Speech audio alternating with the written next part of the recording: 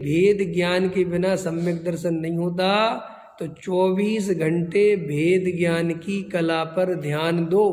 24 घंटे भेद ज्ञान करना सीखो। शरीर का लक्षण अलग है, ज्ञान स्वभाव का लक्षण अलग है, राग का लक्षण अलग है। मैं ज्ञान स्वभावी जीव तत्व हूँ। मैंने कभी अपनी आत्मा को नहीं जाना।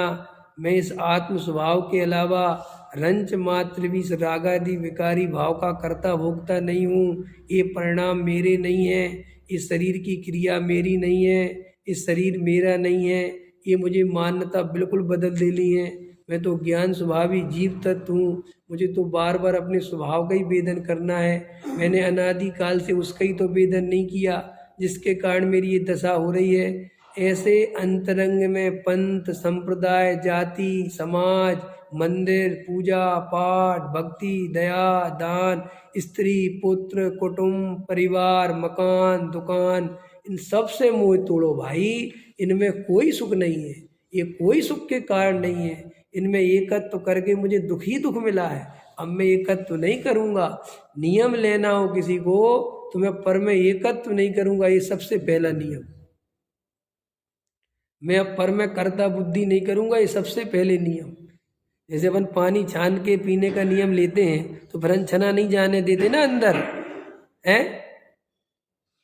हम रात्रि पानी छोड़ते हैं तो पानी की एक बूंद भी रात में जाने नहीं देते ना, बराबर इसी को नियम कहते ना। जमीकंद छोड़ दिया तो अब इतना सा भी जमीकंद हमारे मुंह के अंदर नहीं जा सकता ना, कि नहीं जा। ऐसे ही अब हमारे अंदर मिथ्यात्व की इतनी सी बूंद नहीं जानी चाहिए, चाहे मर जाओ। सारी दुनिया निमित्त नैमित्तिक संबंध से खचाखच भरी दिखेगी तुम्हें।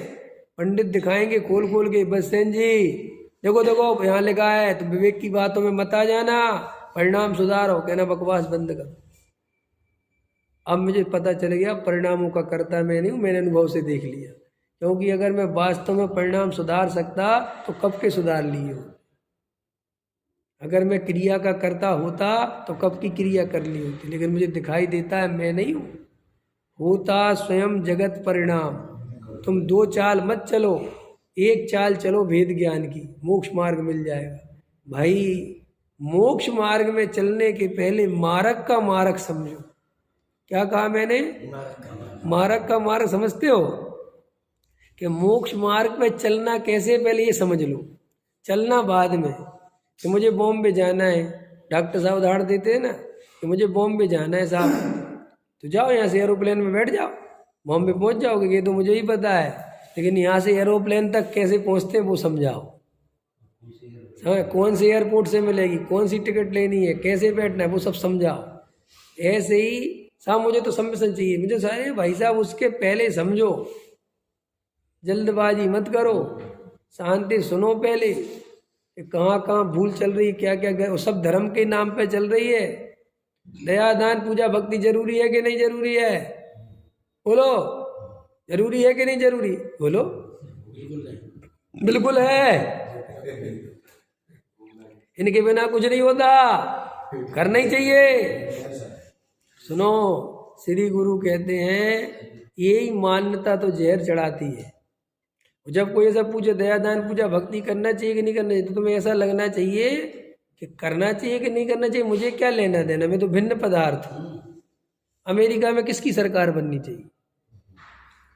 तो तुम्हें विकल्प आता है, तुम्हें डर लगता है कि ये कैसा प्रश्न पूछा, तुम्हें कोई टेंशन होती। लेकिन जैसे ही दया दान पूजा भक्ति की पूछो, इसको घबराहट होती है, ऐसा लगता क्या बोलूँ, करना चाहिए। अरे भाई तुझे इतना विकल्प भी क्यों आता है? भाई दया दान पूजा भक्ति तेरी वस्तु ही नहीं है। करने चाहिए कि नहीं करने चाहिए, मुझे क्या लेना देना, होते होंगे तो होंगे और नहीं होते होंगे तो नहीं होंगे। मैं तो क्या है भगवान आत्मा हूँ, ऐसा निर्णय नहीं कर सकते बैठ के। समाज का ध्यान रखना चाहिए कि नहीं रखना चाहिए? बोलो है? समाज का ध्यान रखना, कौन सा ध्यान रखना चाहिए? समाज का जैसा परिणमन होना होगा, जिसका वैसा होगा। मैं क्या ध्यान रखना चाहिए? मेरे ऊपर कहाँ भूत लगाते हो? मेरे को बड़ी मुश्किल से तो भूत उतारा है, और तुम जब देखो साला लगा देते हो बैठ के, जो देखो वही लगा देता है। समाज का ध्यान रखो, इसका ध्यान रखो, उसका ध्यान, जो देखो वही भूत लगाने में लगा हुआ। वो पूज्य गुरुदेव भूत उतारते उतारते रह गए, समझ में आया कि नहीं आया? और फिर आगे वाले फिर चढ़ाने लग रहे। भाई साहब हम सब मुमुक्षु हैं, हमारा कर्तव्य है, यही छोड़ के तो मोक्षु बने थे कि कोई कर्तव्य नहीं है। नहीं समझ में आया? क्योंकि वहाँ महाराजों के पास थे, वे धमकाते रहते थे तुम्हें महाराज की सेवा करनी चाहिए, तुम्हें ये करना चाहिए, तुम्हें मंदिर बनवाना चाहिए, तुम्हें समाज का ध्यान है, हम दिगंबर हैं तो दिगंबरों की शान नीचे नहीं जानी चाहिए। इन्हीं सब बातों में तो वहाँ भाव खो रहे थे। सो वहाँ से भागे के चलो भैया यहाँ भगवान आत्मा की बात चलती है, यहाँ आत्म कल्याण की बात चलती है, थोड़ा ये शांति से करेंगे, समझ में आया? और यहाँ आए तो यहाँ पे भी वही चालू हो गए, ये हमारा मंदिर है चाहे कुछ हो जाए, अब मोक्षों की इज्जत का सवाल है, अब यहाँ पे भी वही इज्जत और मोक्षु और पंथ और संप्रदायवाद यहाँ पे भी चालू, और तुम फिर भाव खो दोगे ऐसे। कांजी स्वामी की फोटो यहाँ लगनी चाहिए, माँ कहते थे महाराज की यहाँ लगनी चाहिए। पहले महाराज की फोटो के नाम पे लड़ते थे, अब गुरुदेव की फोटो के नाम पे लड़ते हो। और कालांतर पे कहो अपनी फोटो के नाम पे लड़ो, क्योंकि धीरे धीरे तुम बड़े कार्यकर्ता बन जाओगे, फिर कहोगे मेरी भी फोटो लगाओ। कहाँ मैंने कहा ना मिथ्यात वैरी का, और वो कहाँ तुम्हारा बैंड बजाएगा तुम्हें पता भी नहीं चलेगी।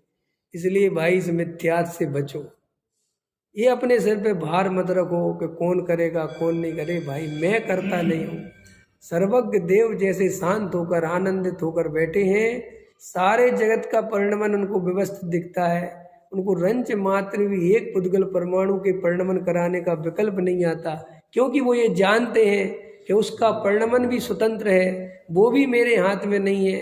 तो मैं तुम सर्वज्ञ देव के सामने कुछ भी नहीं हूँ, वे तो अनंत बल के धनी है, मेरे पास तो भी कोई बल ही नहीं है। तो फिर मैं इस जगत का कर्ता धर्ता बनना, इससे ज़्यादा और मूर्खता क्या होगी। ऐसा बैठ के अपने ज्ञायक भगवान आत्मा का वेदन करो, आत्मानुभव करो। आत्मानुभव बिल्कुल सरल है, क्योंकि आत्मा का स्वभाव प्रकट है, कोई कठिन नहीं है, बस शांत होकर थोड़ा देखने की बात है। निश्चित ही हम सब आत्मानुभव कर सकते हैं, बस ये जरा सी बाहर की जो गलतियां हैं इनको एक तरफ रखो और शांत होकर आत्मा का वेदन करो, आत्मानुभव हो जाएगा।